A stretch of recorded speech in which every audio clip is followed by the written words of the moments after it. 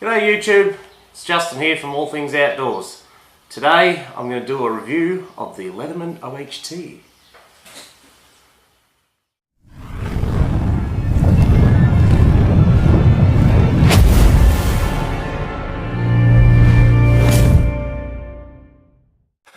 So, for starters, this is my faithful Leatherman Blast, which I've had for probably about 10 years now.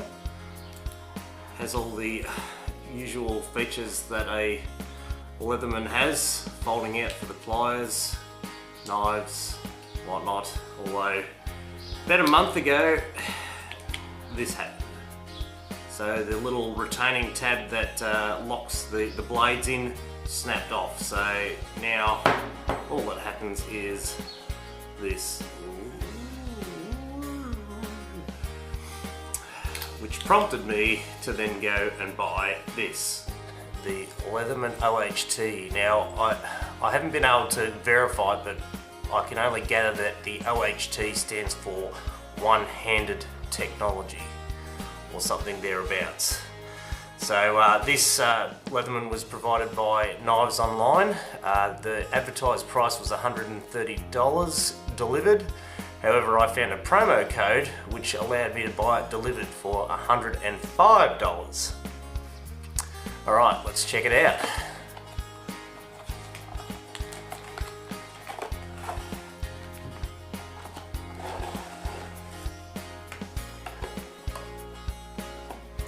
So, first of all, here is the knife.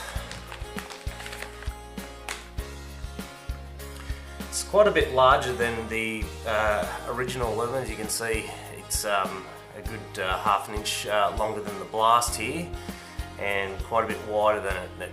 It feels very chunky and nice and solid to start with. Now, the beauty of this Leatherman and what sets it apart is the way that the pliers deploy. Remember, with all the original Leathermans, you've got to unwrap them like that to get your pliers out, which means it's always going to be a two-handed operation, really. The OHT, though, being one-handed technology, has an ace up its sleeve, and I'll see if I can demonstrate it here in front of you. Let's see that again in slow motion.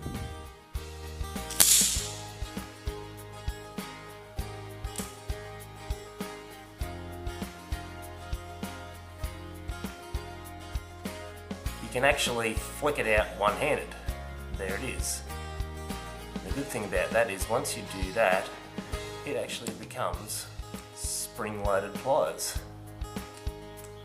Now, this particular knife comes in what they call the coyote tan colour, with the matching mole sheath, which is the mole system is what they use most military style backpacks, webbing, that sort of thing, has the mole attachments there so that you can attach it to your gear. And I don't know if you can actually see it, but if you look at the body of the knife,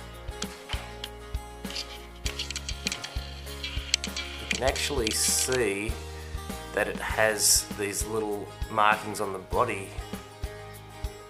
So there's one that looks like a blade, that one looks like a saw, there's a little serrated one, and this one here looks like a webbing cutter. And if you actually check it out, it corresponds to the actual blade that it represents. So it's a good little visual reference so that you can see which implement that you actually want to pull out.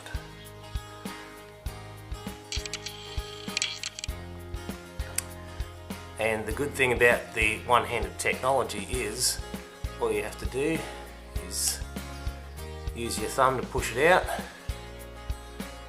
and then you can hit the little tab inside here and be able to push it back in. So the implements that this device has, we have the normal pocket knife blade,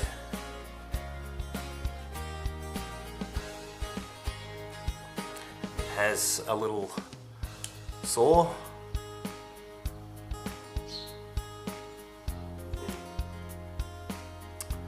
We have a serrated blade knife. And as I mentioned before, actually comes with a webbing or seatbelt cutter, which is very handy in emergency situations, of course. Moving up to the front end of the knife, we have a Phillips head, number 2 Phillips head screwdriver, a small flat blade screwdriver, a large flat blade screwdriver,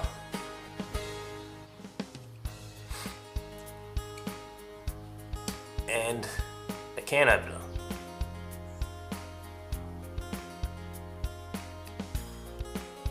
On the plier end of the Leatherman OHT, we have replaceable blades in the wire cutters, which can be very handy when they get blunt eventually.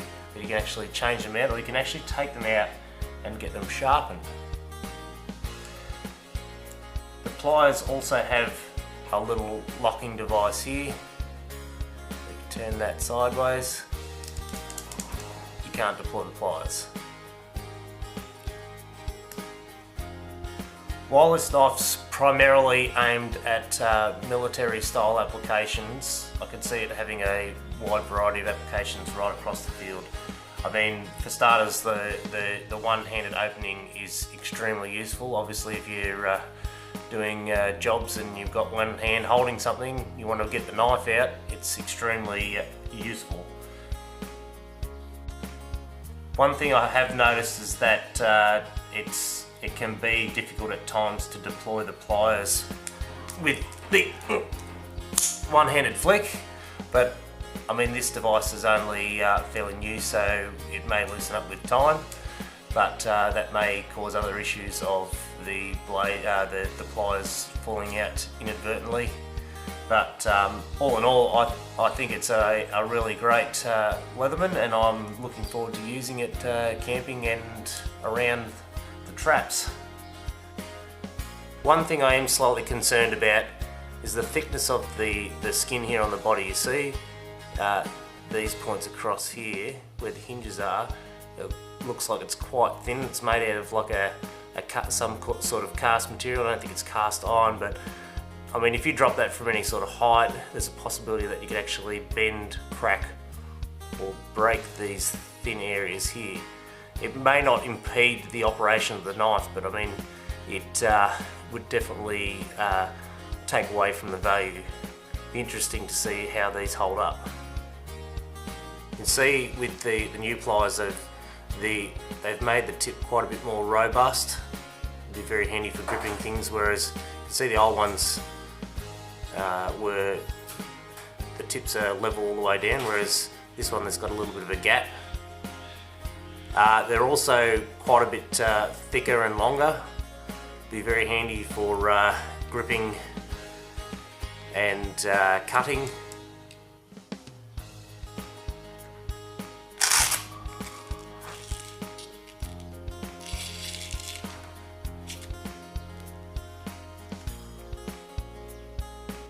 As well as a mole attachment, the sheath can be adjusted to attach to a belt.